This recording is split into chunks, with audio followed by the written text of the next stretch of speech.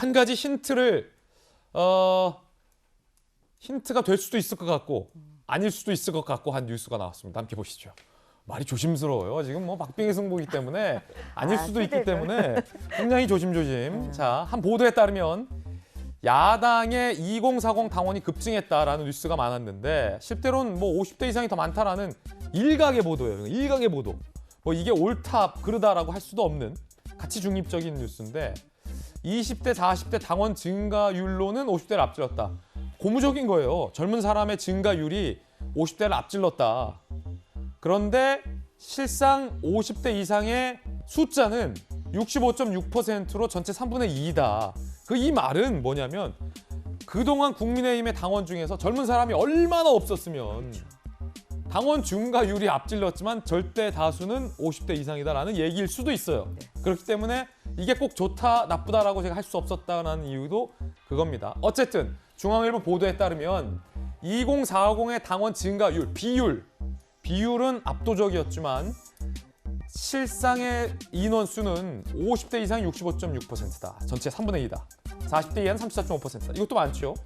실제 당원 증가 수도 40대 이하 젊은 층은 8만 289명이 증가했지만 50대 이상에서 11만 2,697명이 증가했다라는 중앙일보의 분석 보도 내용이 있습니다.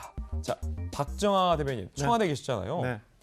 요게 의미하는 함의는 어떻게 해석될 수 있겠습니까? 그럼 일단은 지금 현재 그 55% 육박하는 당원 투표율, 그다음에 오늘 내일간에 또 ARS가 돌아가니까 지난 2차 컷오프에서 ARS 통해서 당원들이 투표한 게 11%예요. 그러면은 충분히 65% 이상, 70% 육박하는 당원들의 투표율이 나올 텐데 이거는 2007년도 이래 최고의 투표율이라고 합니다.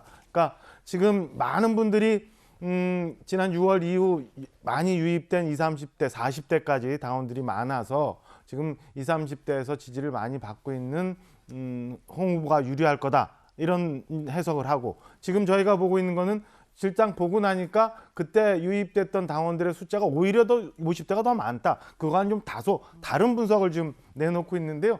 저는 뭐 둘 다 오늘은 다 동의할 수가 없는 상황이에요. 그러니까 보니까 바람도 엄청나게 부는 게 맞아요.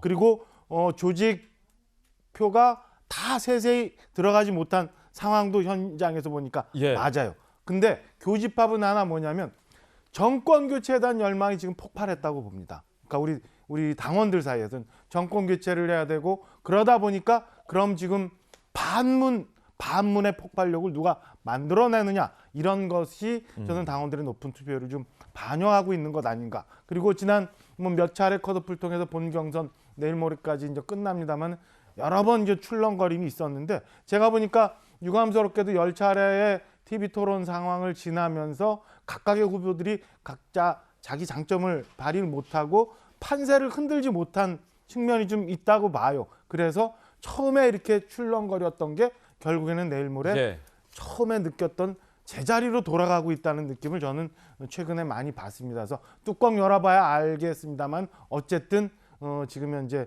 정권 교체에 대한 열망이 국민의힘 책임당원 속에서는 모든 판단 기준에 제1순위여서 지금 이렇게 폭발하고 있다라고 분석을 합니다. 짧게 한마디 여쭐게요.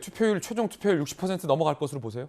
당연하죠. 저는 60, 한 7, 8%? 70에 조금 못 미치는 그렇게 알겠습니다. 봅니다. 유승민 후보가 라이브 방송을 했는데 이재명 후보 지지자가 나왔다고 합니다. 들어보시죠. 반갑습니다. 어서 오세요. 반갑습니다. 앉으세요. 예, 조금 실례될 수도 있겠지만 괜찮아요. 예. 저는 더불어민주당 지지자, 이재명 지지자기도 하고요. 그래요. 예.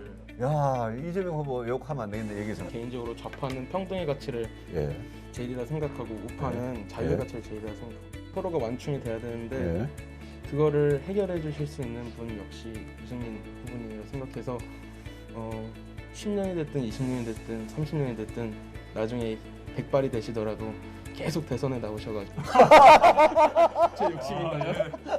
그러니까 내가 마음에 드는데 이번에는 이재명 후보 찍을 거고 이재명 후보가 5년 대통령 하고 그러고 또 나오라 이거죠. 제가 먼저 5년 하고 이재명 후보가 그 다음에 하면 안 될까요? 전혀 문제 없습니다. 라방을 했는데 이재명 기자, 이재명 후보 지지자가 나와서 이재명 후보 지지자지만 유승민 후보로도 지지한다. 이런 뭐 멘트가 나온 건가요, 방금? 그렇죠. 그러니까 뭐 본인이 이렇게 밝혔으니까 뭐 정확하게 모르겠지만 어쨌든 본인 스스로가 나는 민주당 지지자고 이재명 후보 지지자다. 그런데 중요한 건 유승민 후보도 지지한다 이런 의미인데 그러니까 유승민 후보가 이번에 혹시 후보가 안 되더라도 내년 다음 5년 뒤에 10년 뒤에 또 나왔으면 좋겠다 뭐 이런 얘기를 하는 거죠. 뭐 그만큼 뭐 저게 유승민 후보가 뭐 의도해서 저분을 모신 건지 잘 모르겠으나 굉장히 어쨌든 중도 확장성이 있다는 것을 그냥 보여주는 상징적인 장면은 틀림없어 보입니다. 유승민 후보가 굉장히 뭐 새로운 보수 이런 기치를 내걸고 여러 가지 이제 뭐 사실 뭐 당도 창당도 했었고 했었지만 결국 이제 그런 이미지가 여전히 남아 있다. 그런데 이제 중요한 건 사실 이제 보수 내부에서 사실 유승민 후보가 지금 본인 스스로도 뭐 민심이 많이 올라오고 있지만 당심이 어떨지 나도 궁금하다 얘기할 정도로 사실 어떻게 보면 당에 깊은 뿌리를 내리지 못하고 있는 그런 측면이 있는데 또 반면에 지금 보신 것처럼 굉장히 중도로 확장할 수 있는 그런 여지는 충분히 있다. 그런 점에서 이런 것들을 판단하고 지금 앞으로 이틀간에 이제 또 당 ARS 조사가 있고 당원들 상대로 한 또 시민들 상대로 한 여론조사가 있는데 그런 데도 반영이 되지 않을까 이런 생각이 듭니다. 전은규 의원님. 네. 사실 저도 그 비슷한 생각이긴 합니다. 그 20대, 30대는 결국에는 합리적인 사람을 선택하게 되어 있다고 생각합니다. 저는 저도 30대의 유권자 중에 한 명으로서 말씀드리고 싶은데요. 굉장히 저는 우리 정치가 그 뭐 보수와 진보를 나누는 것보다 굉장히 실용적인 정치로 가야 된다는 것을 동의하고 있다라는 말씀을 드리고 싶고요. 예. 사실 한마디만 더 보태면 아까 그 박정희 대통령을 이재명 후보가 이야기함으로써 국민의힘에서는 굉장히 뭐 불편한 기색을 내보쳤기는 한데요. 사실 그 이재명 후보는 이제는 민주 진영의 후보보다는 실용주의의 후보로 나서고자 하는 그런 모습을 보여줄 수 있다. 그래서 2030도 우리가 충분히 아우를 수 있는 그런 모습을 보일 수 있지 않을까 저는 그렇게도 생각합니다.